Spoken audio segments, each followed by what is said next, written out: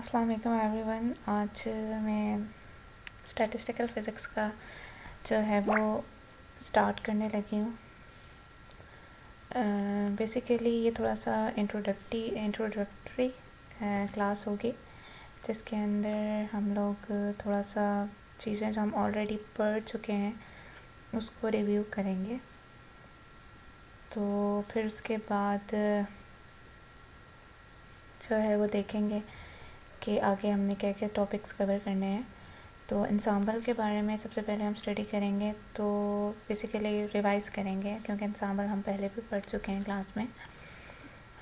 लेकिन जो है अब हमने जो इंसाम्बल स्टडी करने हैं उसको हम एक दफ़ा रिवाइज़ कर लेते हैं, फिर हम देख लेते हैं कि हमने उसमें से क्या क्या पढ़ लिया है, वो क्या क्या मज़ीद हमने जो है वो स्टडी करना है।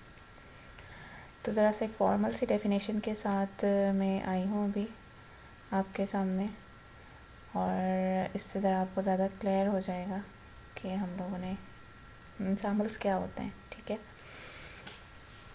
सबसे पहले ये कि बहुत ही सिंपल जो आपके पास इंसाम्बल की डेफिनेशन ये है कि आपके पास जो भी कलेक्शन होती है लार्ज नंबर ऑफ़ पार्टिकल को, जैसे हम कहते हैं उसको हम क्या कहते हैं, सिस्टम कहते हैं। ठीक है, अगर बहुत सारे लार्ज नंबर ऑफ़ पार्टिकल हो तो हमको उसको क्या कहते हैं कि वो सिस्टम है। तो इसी तरह इंसाम्बल भी आपके पास जो है वो बहुत सारे कलेक्शन होती है माइक्रोस्कोपिकली आइडेंटिकल सिस्टम्स की। ठीक है, मतलब आपके पास ऐसे सिस्टम्स जो कि माइक्रोस्कोपिकली आइडेंटिकल हैं, मतलब ये कि बज़ाहिर माइक्रोस्टेट से हमें इसमें कंसर्न नहीं है, हम उसमें जो है वो उनकी माइक्रोस्टेट देख रहे होते हैं कि माइक्रोस्टेट उनकी सेम है, लेकिन वो सिस्टम एक दूसरे पर डिपेंड नहीं कर रहे होते, वो इंडिपेंडेंट होते हैं। तो टर्म माइक्रोस्कोपिकली इंडिपेंडेंट का मतलब यह है कि आपके पास जो है हर सिस्टम जो है उस इंसाम्बल का वो एक पार्ट जो है, इंसाम्बल का जो एक पार्ट है सिस्टम, तो वो सेम माइक्रोस्कोपिक कंडीशंस जैसे volume, temperature, energy, pressure, total number of particles, इस कंडीशंस को सेटिस्फाई करता है। और माइक्रोस्कोपिकली आइडेंटिकल होने का ये मतलब है कि उनकी जो वॉल्यूम, एनर्जी, टेम्परेचर, प्रेशर या टोटल नंबर ऑफ़ पार्टिकल्स हैं वो उनके हिसाब से सेम होते हैं। और दूसरी आपके पास इंडिपेंडेंट का मतलब ये है कि आपके पास जो है तो वो इंटरैक्ट नहीं कर रहे होते, म्यूचुअली नॉन इंटरैक्टिंग होते हैं। आपके पास उनकी माइक्रो स्टेट्स एक दूसरे से डिफरेंट हो सकती हैं, लेकिन मैक्रो स्टेट्स जो है ना वो आपके पास उनकी सेम होते हैं। ठीक है, जिसमें माइक्रो स्टेट में जैसे मैंने कहा पैरिटी, सिमेट्री, क्वांटम स्टेट, ये सब चीज़ें उनकी डिफरेंट हो जाती हैं जब आप माइक्रोस्कोपिक लेवल पे जाते हैं। तो दो मेन चीज़ें हैं आपके पास, एक तो उनकी माइक्रोस्कोपिक प्रॉपर्टीज़ जो हैं या कंडीशंस जो हैं वो सेम होती हैं, और वो एक दूसरे के साथ इंटरैक्ट नहीं कर रहे होते हैं। तो ये आपके पास इंसाम्बल्स होते हैं। तो तीन तरह के आपके पास इंसाम्बल्स होते हैं, micro ensemble, canonical ensemble and grand canonical ensemble. ठीक है, तो अगर बहुत सारे सिस्टम्स हों, सबसे पहले हम माइक्रो कैनोनिकल इंसाम्बल पढ़ रहे हैं। अगर आपके पास बहुत सारे इंडिपेंडेंट सिस्टम हो और उन सब की एनर्जी, वॉल्यूम और नंबर ऑफ़ पार्टिकल सेम हो, ठीक है, ये तीन मैक्रो प्रॉपर्टीज़ हैं सिस्टम की जो उसकी मैक्रो स्टेट को डिफ़ाइन करती हैं। एनर्जी, वॉल्यूम और नंबर ऑफ़ पार्टिकल अगर आपके पास सेम होते हैं तो आपके पास जो है वो कहते हैं कि वो जो कलेक्शन ऑफ सिस्टम है, वो जो इंसाम्बल बनाता है उसको हम माइक्रो कैनोनिकल इंसाम्बल कहते हैं। और जैसे मैंने पहले भी क्लास में डिस्कस किया था, क्योंकि इनकी एनर्जी, वॉल्यूम और नंबर ऑफ़ पार्टिकल सेम होते हैं, तो जो इंडिविजुअल सिस्टम होता है माइक्रो कैनोनिकल इंसाम्बल का, जब इन सारे सिस्टम्स को ओबियसली इकट्ठा रख के एक इंसाम्बल बनाते हैं, तो जो इंडिविजुअल सिस्टम होता है आपका, वो आपके पास एक दूसरे के साथ इस तरीके से सेपरेट आपने करना है कि उनके दरमियान में जो वॉल हो वो आपके पास रिजिड हो, इम्परमिएबल हो, इंसुलेटेड हो। रिजिड हो मतलब वॉल्यूम ना चेंज हो सके, इम्परमिएबल हो ताकि नंबर ऑफ़ मॉलिक्यूल्स ट्रांसफ़र ना हो सके, एक्सचेंज ना हो सके, और इंसुलेटेड हो ताकि एनर्जी ट्रांसफ़र ना हो सके। ताकि ये तीनों कंडीशंस होंगी तो एनर्जी, वॉल्यूम और नंबर ऑफ़ मॉलिक्यूल जो है वो सेम रहेंगे।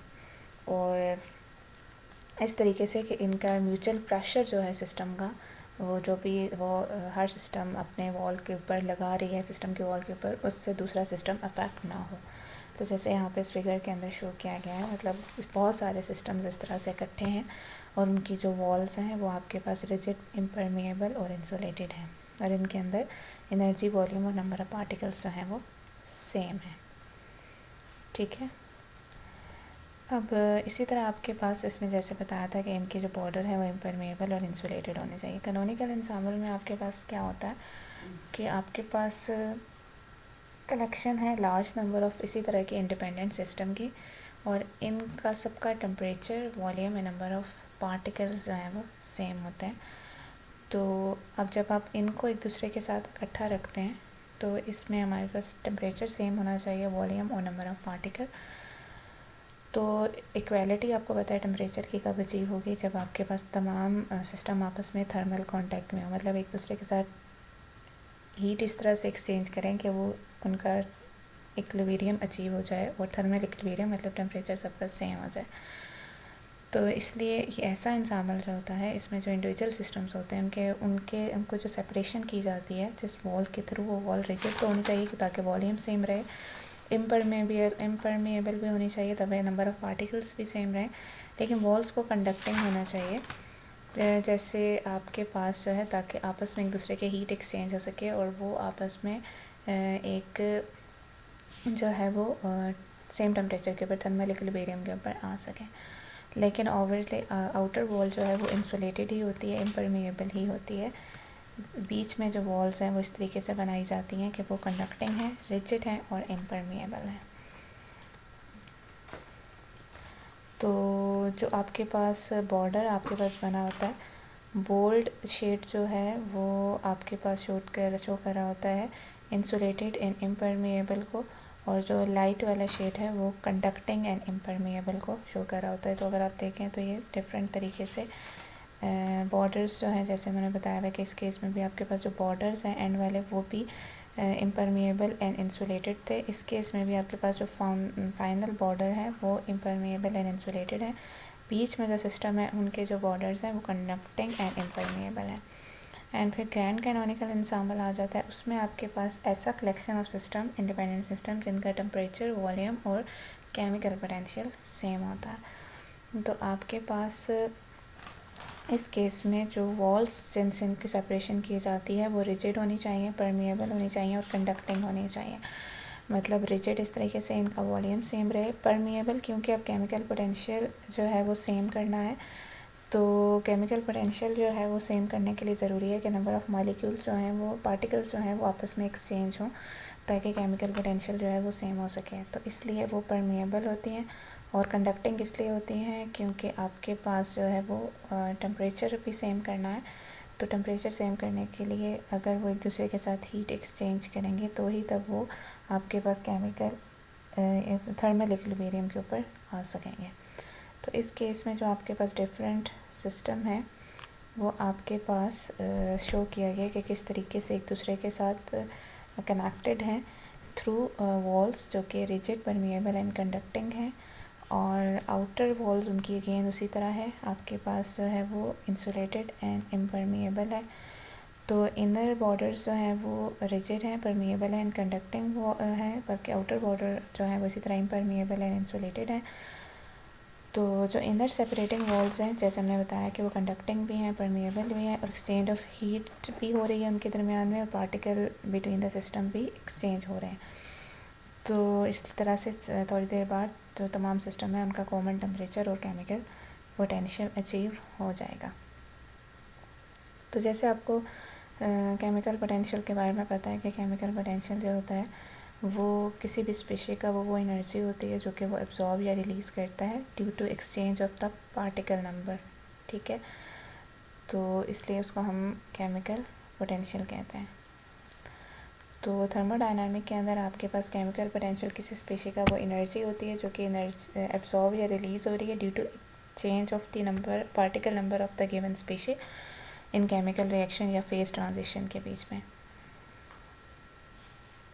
ठीक है, अब हम लोग एंसेम्बल इनर एवरेज देख लेते हैं। इसमें आपके पास ये है कि आपके पास हर स्टैटिस्टिकल क्वांटिटी की कोई एग्जैक्ट वैल्यू नहीं बल्कि अप्रॉक्सीमेट वैल्यू होती है, और द एवरेज ऑफ किसी भी स्टैटिस्टिकल क्वांटिटी की अगर आपने एवरेज वैल्यू कैलकुलेट करनी है ड्यूरिंग मोशन, वो आपके पास जो है वो किसके बराबर होगी, इंसाम्बल एवरेज की। मतलब लेट्स सपोज मिसाल के तौर पे आपके पास आर एक्स कोई भी स्टैटिस्टिकल क्वांटिटी है अलॉन्ग द एक्स एक्सिस, मतलब एक्स पे डिपेंड कर रही है, और एन एक्स जो है number of face point in face space. Face space का वैसे नॉर्मली तो हम जो फेस स्पेस लेते हैं वो हमारे पास, जब हम क्लासिकल मैकेनिक्स की बात करते हैं तो फेस स्पेस हमारे पास पार्टिकल की पोजीशन एंड मोमेंटम होता है। तो इसी तरह हमारे पास एक फेस स्पेस जो है वो हमारे पास एंसाम्बल्स के अंदर भी होते हैं।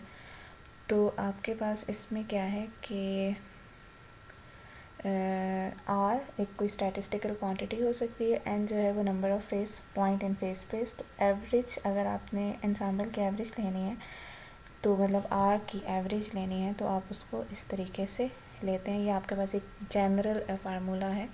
आपके पास आर एक्स जो है वो स्टैटिस्टिकल क्वांटिटी है, एन एक्स जो है वो फेस पॉइंट है इन द फेस स्पेस, और उसकी हम लोग एंसाम्बल एवरेज जो है वो इस तरीके से हम उसको कैलकुलेट कर लेते हैं। खैर अब ये थोड़ा सा जनरल सा रिव्यू था।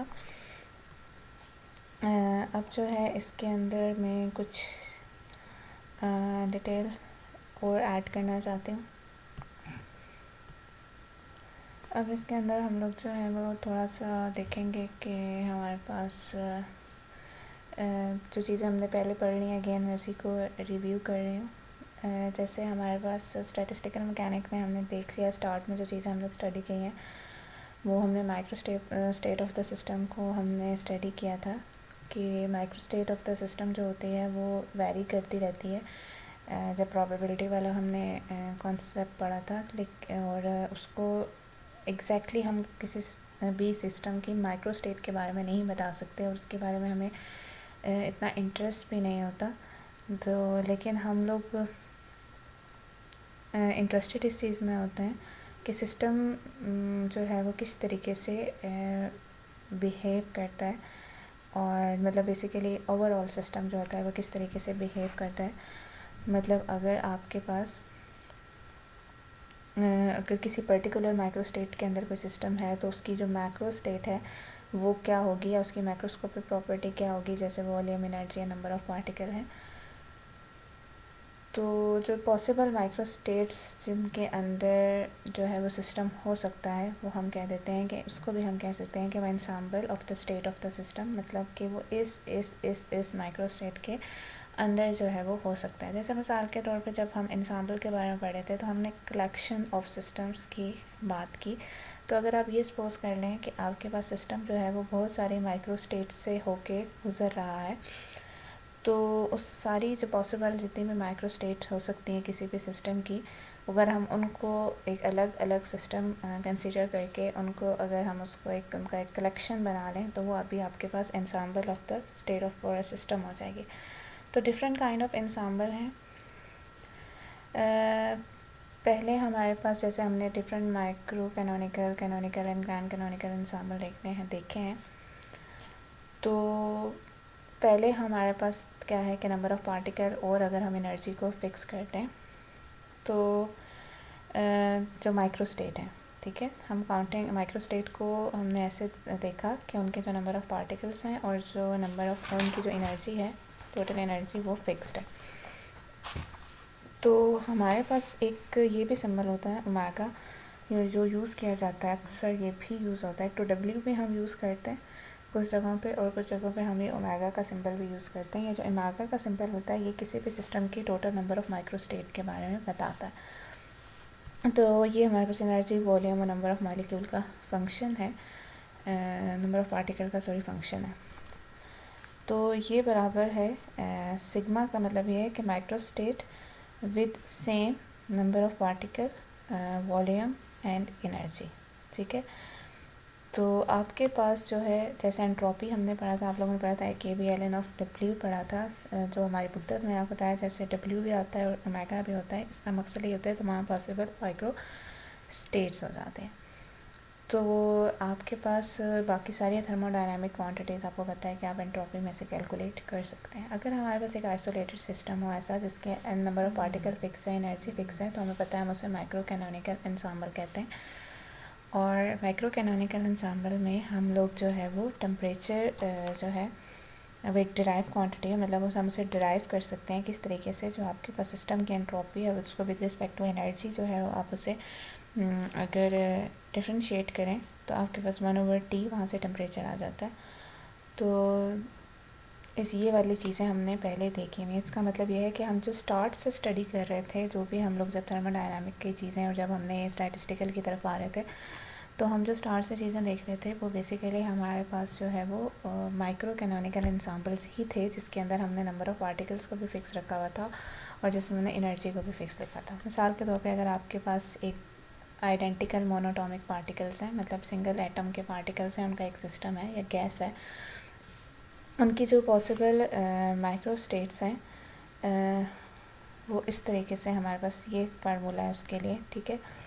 तो इसको यूज़ करते हुए आप जो है S is equal to KBln of omega, इसको आप यूज़ करते हुए आप लोग जो है वो यहाँ से एंट्रोपी निकाल सकते हैं, ठीक है। तो इसके अलावा ये कि फिर उसके पर अगर हमारे पास n जो है वो बहुत ज़्यादा लार्ज है तो फिर उसके लिए हम एक सेकर टेट्रोड फार्मूला भी यूज़ कर सकते हैं। ये चीज़ें मैं आपको दोनों बता देती हूँ कि ये किस तरह से है।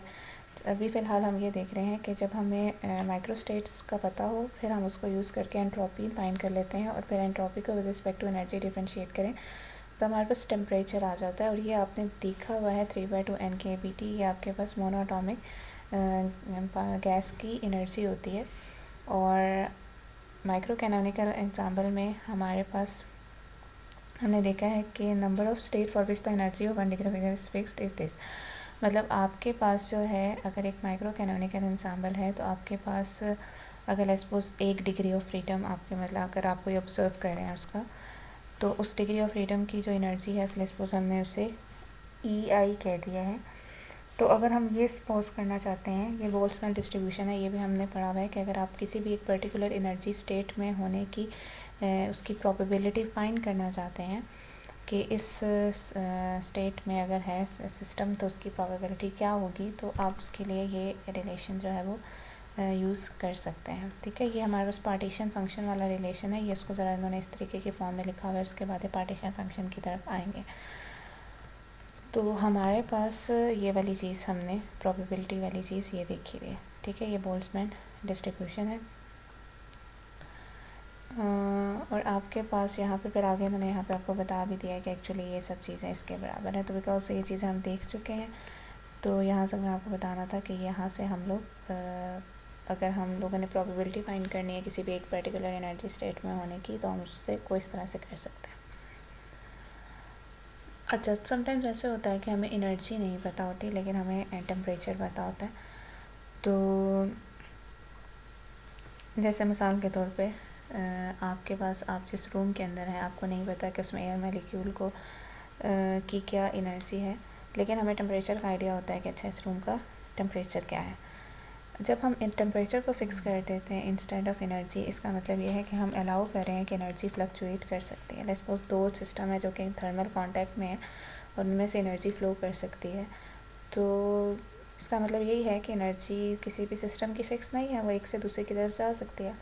तो इस केस में जो आपके पास माइक्रो स्टेट्स हैं उसके अंदर नंबर ऑफ़ मॉलिक्यूल, वॉल्यूम और टेम्परेचर फिक्स होगा, लेकिन ई वेरिएबल है, तो ऐसे सिस्टम को हम कहते हैं कि वो कैनोनिकल एंसेंबल है, ठीक है। तो कैनोनिकल एंसेंबल में आपके पास इस केस में आपके पास नंबर ऑफ़ स्टेट्स जो हैं जो है या एंट्रोपी की बजाय हम लोग इसको लिखते हैं in term of partition function, ठीक है, z के फॉर्म में लिखते हैं। जैसे हमने पढ़ा भी था माइक्रो कैनोनिकल एंसेंबल, सॉरी, जब हम लोगों ने पार्टीशन फंक्शन पढ़े थे तो वो हमारे पास कैनोनिकल एंसेंबल से थे जिसमें temperature, volume and number of particle same थे। तो इसमें हमारे पास प्राइमरी ऑब्जेक्ट हमारे पास नंबर ऑफ़ स्टेट्स या एंट्रोपी नहीं है बल्कि क्या है, पार्टीशन फंक्शन है। तो micro state, sum of all the micro state with same n b। तो पार्टीशन फंक्शन में हम लोग क्या करते हैं, energies of micro state sum number can vary, obviously आप तमाम पॉसिबल एनर्जीज़ जो हो सकती हैं माइक्रो स्टेट की उनके ऊपर आप समीशन करते हैं। तो जो लेफ़्ट हैंड साइड है z बीटा, वो हम कह सकते हैं कि वो एनर्जी के ऊपर डिपेंड नहीं करती, बल्कि ये टेम्परेचर के ऊपर डिपेंड करती है।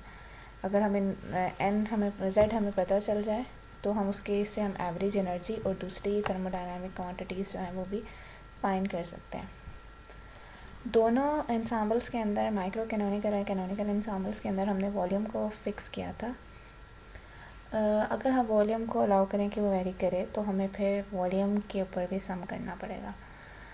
तो अगर हम वॉल्यूम को वेरी करें तो वो जो इंसाम्बल होता है उसे हम गिब्स इंसाम्बल कहते हैं। तो इस केस में हमारे पास जो गिब्स इंसाम्बल जो है, इस केस में जो पार्टीशन फंक्शन है वो वॉल्यूम के बजाय प्रेशर पे डिपेंड करता है।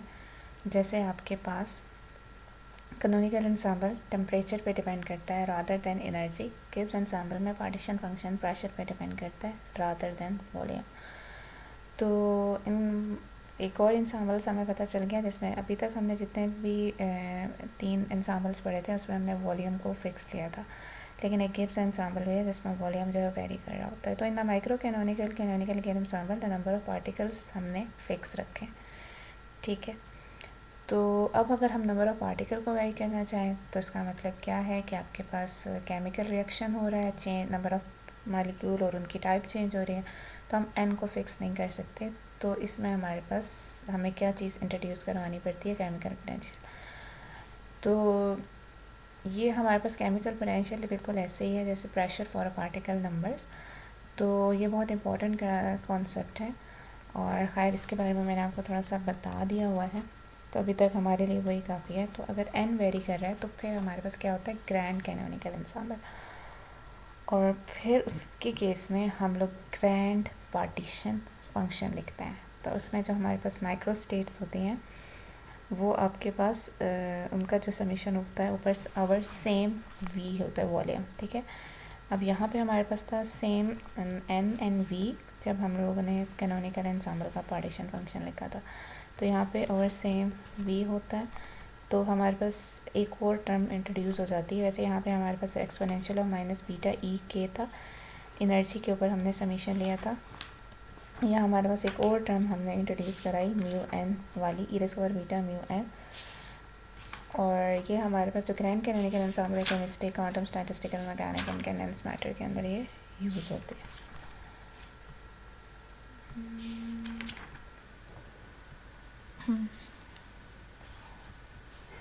जो चीज़ें हमने पीछे पढ़ी हैं उसमें से जो है वो थोड़ा सा डिटेल डिस्कशन के लिए थोड़ा सा फेस स्पेस का वर्ड भी यूज़ हुआ था, और हमने आइडियल गैस के लिए ऑल पॉसिबल माइक्रो स्टेट का रिलेशन देखा था।